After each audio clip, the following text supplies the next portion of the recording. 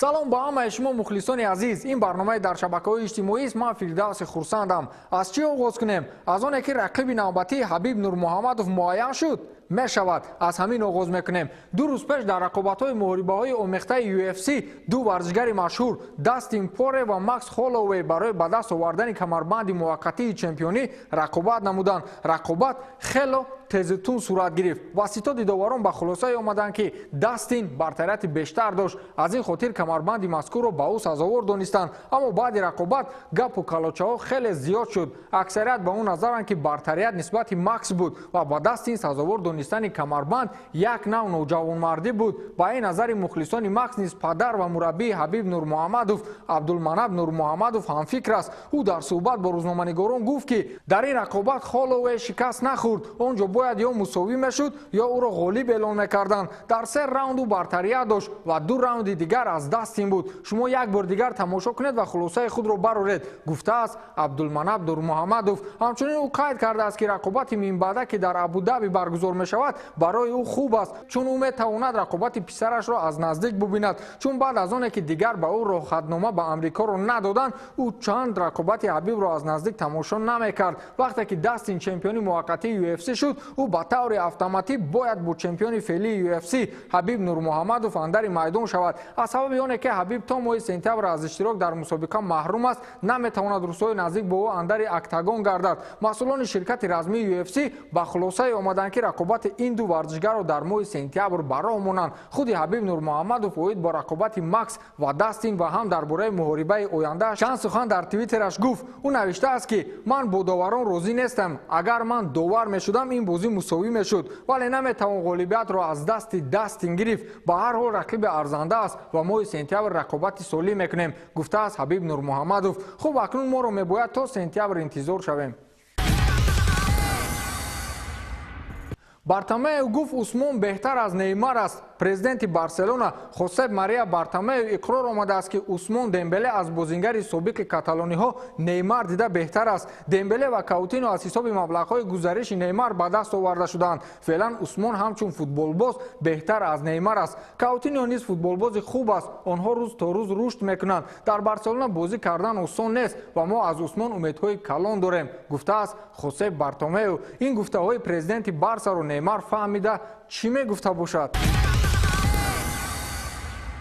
нимуҳофизатгари мунтахаби Белгия ва Манчестер Сити Кевин Де Брюйне билохира ба сомонаи расмии BBC гуфтааст ки соли 2014 барои чӣ ӯ ба хулосае омад ки Челсиро тарк намояд. дар васоити ахбори омма роҷеъ ба ҳамдигарнофаҳмӣ ману Жозе Маурино зиёд навиштаанд, аммо дурусташ ин аст ки ман замони дар Челси буданам ҳамагӣ ду маротиба бо Жозе суҳбат доштаму тамом. ман баъд аз оне ки аз иҷора баргаштам, бисёре аз дастаҳои олмонӣ ба ҳунарам таваҷҷӯҳ доштанд, аммо ҳатто Юрген Клоп хоҳиши бурдани ман ба Боруссия Дортмундро дошт, вале Маурино бо як паёмак ки дар он дард гардида буд, ту дар даста боқӣ мемонӣ ва ман мехоҳам ки то аз узви Челси бошӣ. ман гумон кардам ки воқеан ҳам дар нақшаи ӯ ҳастам.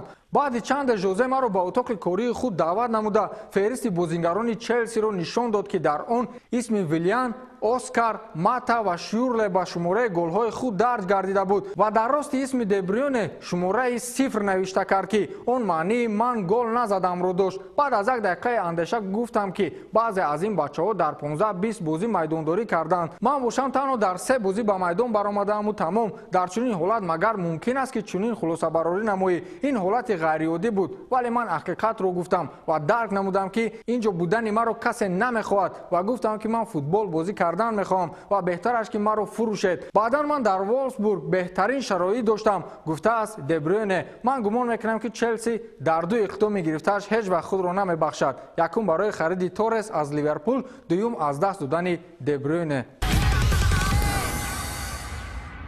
дарвозабони Нью-Йорк Сити Шон Ҷонсон иштибоҳеро анҷом дод ки ҳатто дар академияи футболи кӯдакона чунин ҳолатро дида намешавад. ин футболбози 29 сола туперо ки ҷониби дарвозаи ӯ равона набуд кореро кард ки ӯ вориди дарвозааш гардад. ин ҳолат дар дақиқаи 23 бозӣ ба қайд гирифта шуд ки бо иштибоҳи ҷонсон рақиби Нью-Йорк Сити Миннесотой бо ҳисоби 2-3 ба пеш баромад. баъдан ҳамдастагони ин дарвозабон талош карданд то иштибоҳи Шон Ҷонсонро ҷуброн намоянд ва тавонистанд ки ҳисобро 3-3 мусовӣ кунанд. хотиррасон мекунем ки замони ҳамин дарвозабонро ба ҳайати асосии Мунтахаби Иёлоти Муттаҳидаи Амрико даъват карда буданд ва ӯ 7 бозиро дар мунтахаб ба анҷом расонида буд. дарвозабони касбӣ чунин иштибоҳ бояд накунад. як мухлис дар саҳифаи твиттери худ расмеро гузошта навиштааст ки ана барои чи МЛС-ро касе ҷиддӣ қабул намекунад. ин амали дарвозабон вокунишҳои зиёд миёни мухлисон низ барпо кард, вале вақти мо тангтар аст.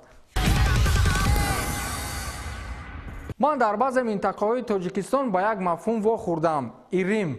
ин мафҳум ба маънои хусусият фаҳмида мешавад. яъне баъзеҳо ба ҳар чизе эътиқод мекунанд. масалан баъзеҳо мегӯянд агар кадом рӯзе ман куртаи сафед бипӯшам он рӯз корҳоям барор намегирад. каси дигар баръакс. баъзеҳо мегӯянд рӯзе ки бо рақами 7 футболбозӣ кунам 10 гол мезанам, аммо рӯзе ки рақами 10-ро пӯшам гол зада наметавонам. хуб фаҳмидед ман чиро дар назар дорам. ба ин на танҳо баъзеҳо ҳатто ҳамин хел шароит фароҳам омад ки бошгоҳҳои бузурги аврупоӣ эътиқод дошта бошанд ки сарчашмаи ин репсарои машҳури канадагӣ Дрейк аст. таърихи бехусусияти ин аст ки ҳар бозингаре ки бо Дрейк акс мегирад ҳатман дастааш мағлуб мешавад. қурбонии аввал ин Ҷейдон Санчо аз Борусия Дортмунд аст ки пеш аз бозӣ бо Дрейк акс гирифт ва Борусия Дортмунд бо ҳисоби 5-0 аз ҳарифи азалияш Бавария шикаст хӯрд. баъд аз ин Пер Эмерик Абамеянг форварди дастаи Арсенал аст ки қурбонии дуюм ба ҳисоб меравад. баъд аз селфи бо Дрейк Арсенал бо ҳисоби 1-0 аз Эвертон шикаст хӯрд. Серхио Агуэро низ иштибоҳи бузургашро маҳз аз селфи бо Дрейк медонад.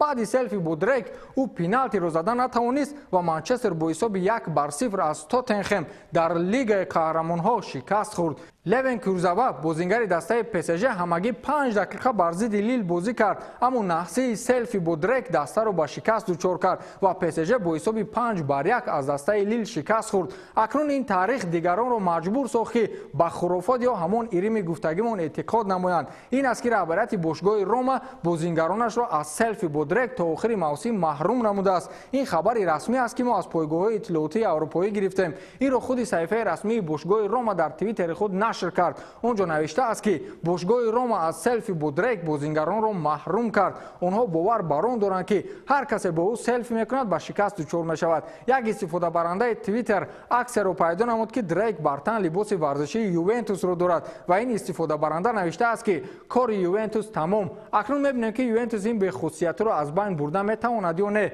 ба ҳамин тамом то барномаи дигар хайр.